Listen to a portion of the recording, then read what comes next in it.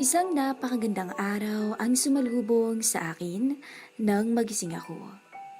Nagising akong may kayakap, ang taong mahal na mahal ko at mahal na mahal din ako. I couldn't explain the comforting warmth I am getting from his embrace. And it's something I always look up before I sleep and after I wake up. It's been days since Lolo Henry got out from the hospital. Nakarecover na rin siya. And in fact, nakapag-usap na sila ng mga magulang ko tungkol sa magaganap na kasalan. Napag-usapan ng lahat na mangyayari ang kasal namin ni Uriel pagkatapos kong manganak. Yun din ang gusto ni Uriel dahil ayaw niyang may stress ako sa wedding preparation at may mga bagay din siyang kailangan pang asikasuhin. Especially ang transfer of wealth and properties ni Lolo Henry sa pangalan niya. Good morning. Masuyong bati niya. Hindi ko napansin na nagising na pala siya. Pagtingin ko sa kanya, ay sinalubong niya ako ng matamis niyang ngiti. He looks good with his messy hair. Pero ang nakakuha talaga ng atensyon ko ay ang mga mata niyang tila kumikinang sa liwanag ng araw. Napangiti na rin ako at hinalikan siya sa labi. Good morning, honey. Matamis kong tugon at yakap siya ng mahigpit. Time to start our day. Bulong ko sa kanya. It's too early. Let's cuddle a bit more. Malambing niyang tugon.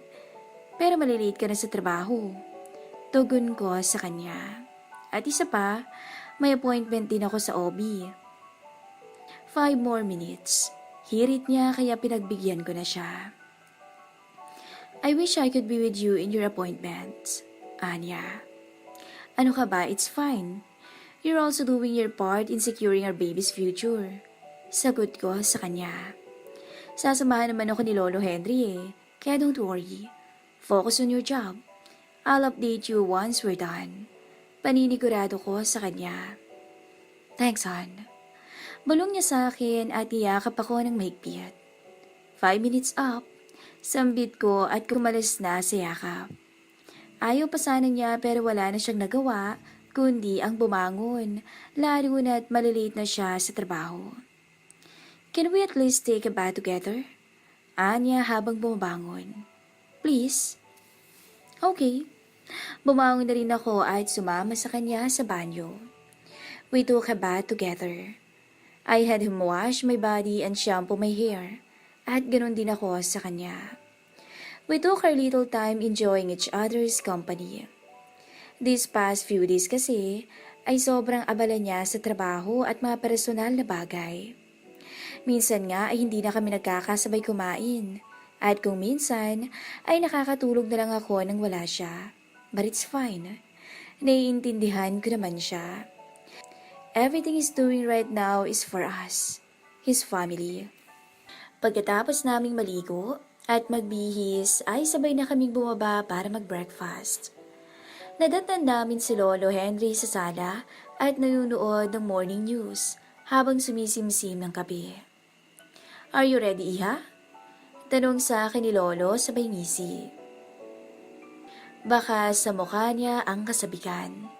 Kasi ako ay hindi na makapaghintay na malaman kung ilan ang nabuo niyo ng apo ko. Hirit niya. Ako rin po, hindi na makapaghintay.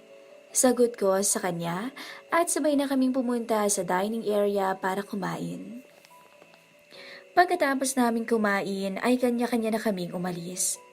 Kasama ko si Lolo Henry sa backseat at nag-uusap kami tungkol sa gagawin naming crib para sa magiging anak namin ni Uriel. I think we should renovate 2 rooms. Suwestyon niya. Para may kwarto na agad. Mapalalaki man o babae. Hintayin na lang po natin na malaman ang gender ng baby namin. Sagot ko sa kanya at napailing na lang dahil mukhang mas excited pa siya sa amin. Sa ngayon po, focus muna tayo sa first ultrasound ko. Dagdag ko. Marahan siyang tumango at ngumisi. Right. Pasensya ka na, Iha. At sobrang excited ko lang na muling magkaroon ng bata sa mansyon. Anya kaya hinawakan ko ang kamay niya at marahang pinisil. Kami rin po, Lolo. Lalo na ako. Hindi na ako makapaghintay. Sa totoo lang ay nai-imagine ko nang naghahabulan sila ni Uriel sa bahay. Sigund ako at napangiti ng matamis. 2 heartbeats. Ilang beses na umalingaw-ngaw sa isipan ko ang sinabi sa akin ng Obi. Kanina pa niya sinabi sa akin ang resulta ng ultrasound at hindi pa rin mag-sink in sa isipan ko ang lahat.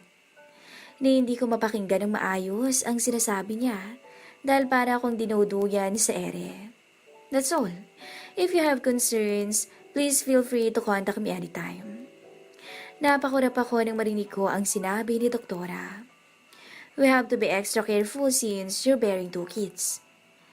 Tumango lang ako sa kanya bago ako lumabas ng opisina niya. At nang makita ako ni Lolo Henry, ay mabilis tong lumapit sa akin. How is it? Iha, ilan? Nakangisi nitong tanong.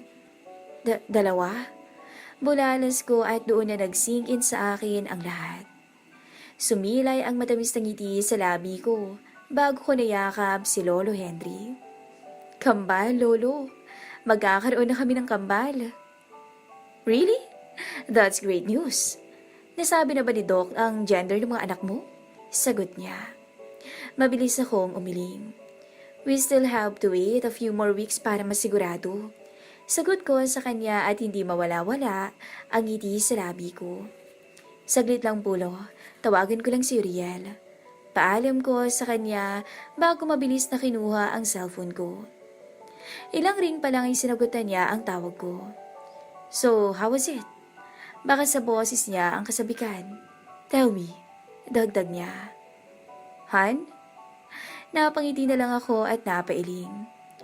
Kung pagsalitaan mo muna kaya ako, tugon ko at natawa. Masyado ka namang excited eh. Of course I am. Malakas yung sabi kaya nailayo ko bagya sa tenga ko ang cellphone. Take a guess. Pang-aasar ko sa kanya. Ano ba yan? Sabihin mo na lang kasi. Kahit hindi ko siya nakikita ay alam kong nakanguso siya ngayon. Twins. May kambal na tayo. At narinig ko sa kabilang linya ang kanyang hiyaw. As eager I am to hear it right now, I want to hear it personally so I have to drop the call muna. I also have something urgent to do. Sambit niya sa akin. I come home early later. Yes, it's better to talk in person. Sigunda ko. See you later, Han. Don't forget to bring me some mango ice cream and bagoong. Paalala ko dahil naubos ng stock ng ice cream sa ref. Paubos na rin ang bagoong sa kusina. Bagoong? Can you just ask Becky or Lala to get it for you? Angal niya. Magpahanggang ngayon kasi ay ayaw na ayaw pa rin niya sa amoy ng bagoong. Kaya minsan, kapag naiinis ako sa kanya, ay sinasadya kong bugahan siya ng hangin habang amoy bagoong ang bibig ko. Gusto ko ikaw eh, giit ko. Kung ayaw mo, edi... Fine. Mabilis na nag-iba ang mood ko at napangiti na. Thank you, Han. I love you. Rinig ko ang pagbuga niya ng hangin bago siya sumagot. You're welcome. I love you too always. Pagkasabi niya noon ay binaba ko na ang tawag, sabay balik sa kung saan ko iniwan si Lolo Henry. At dahil wala na rin naman kaming gagawin, ay nagdesisyon kaming gumala na muna sa mall dahil gusto niya raw akong ipasyal. Pumayag na rin ako dahil gusto ko rin siyang makabanding. Hapon na nang makauwi kami sa mansyon. Dama ko na ang pagod dahil sa paglilibot namin sa mall. Paano ba naman kasi? Hindi na nakatiis si Lolo Henry. At bumili na siya ng mga laruan para sa mga magiging apo sa tuhod niya. Mostly sa mga binili namin ay stuffed toys. Pinigilan ko pa nga siya dahil hindi rin naman namin magagamit pa dahil matagal pa naman ako bago manganak. Pero wala na akong nagawa nang magsimula na siyang maglagay sa cart hanggang sa dumami ng dumami. Hirap na hirap tuloy kaming tatlo ng driver niya na dalhin ang mga yon. I already hired an interior design neutral room for twins. Sambit niya sa akin kaya napailing na lang ako. Lolo, napag-usapan na natin to, di ba? Let's just wait till malaman natin genders ng kambal. Mahina ang sabi ko. For now, tama na muna itong mga pinabili natin. Hindi na kasi ako makapaghintay, iha. Sagot niya. Ilang linggo na lang holo. Sabi ng OB ko, ay bumalik ako 2 weeks from now para malaman ang gender ng kambal. Paliwanag ko sa kanya. Kaya habang hindi pa yun dumarating, why don't we just plan the design of the rooms? Huwag na muna tayong magpaayos ng kwarto. Tanungin din muna natin si Uriel sa opinion niya. Alright, pasensya na kung medyo makulit ako ah. Bago pa sumama ang loob niya ay nawakan ko na ang balikat niya. Naiintindihan ko lo. Alam kong excited ka lang. Sambit ko. Sobra iha. Sobra. Ngumiti lang ako sa kanya bago nagpaalam na aakyat na muna ako sa kwarto para maghugas. Matapos kong maghugas at makapagbihis ay humiga na muna ako dahil pagod talaga ang katawan ko sa ilang oras na paglilibot. Tinawagan ko na rin sina mama para sabihin sa kanila ang resulta ng ultrasound. At gaya ng reaksyon ni Lolo Henry ay tuwang-tuwa rin sila, lalo na si Papa. Abay napakagaling naman pala ng tisoy na yun at kambal pa ang nagawa. Rinig ko ang sabi nito kasabay ng pagtawa. Sa kasagsagan ng pag-uusap namin ay biglang dumating si Uriel at mabilis na lumapit sa akin sabay halik sa pisngi ko. I'm humad. Nakangiting bulong niya at muli akong hinalikan sa pisngi. Nagpaalam muna ako kina mama na tatawag na lang ulit ako mamaya. Dahil kakausapin ko muna ang ama ng mga kambal ko. Welcome home, handsome. Sabi ko sa kanya at hinalikan ang pisngi niya. How's your day? It was tiring but none of that matters anymore. Because I am more excited to hear about the news you have for me. Mabilis niyang sabi bago ako niyakap. Pinaunan niya ako sa braso niya sabay patong niya ng baba niya sa ulo ko. Sige na, magkwento ka na. Tumango lang ako sa kanya at magsasalita na sana nang may maalala ko. Did you buy me a mango ice cream and bagoong? Tanong ko sa kanya at agad kong naramdaman ang panunuwid ng katawan niya. Kasunod ng pananahimik niya. Han? Tawag kong muli sa kanya. Huminga siya ng malalim at doon pa lang alam ko na kung ano ang sasabihin niya. Nakalimutan mo, no? Tanong ko at nagsimula ng magbago ang mood ko. Ramdam ko ang iritasyon na gumagapang sa sistema ko. Yes. Pagkarinig ko nagsagot niya, ay mabilis akong bumangon. Sinubukan niya pa akong hawakan, pero hinawi ko ang kamay niya. Don't touch me. Inis kong sabi bago dumiretso sa banyo at nagkulong doon. Han, kinatok niya ang pinto ng paulit-ulit, pero hindi ko siya pinakinggan. Open the door, please. Nakakainis. Hindi ako lalabas dito, and I will never talk to you unless you bring me what I ask you. Malakas kong sabi bago umupo sa sulok ng banyo, sabay yakap ng magkabilang tuhod ko. Ang simple-simple lang ng utos ko, hindi pa magawa.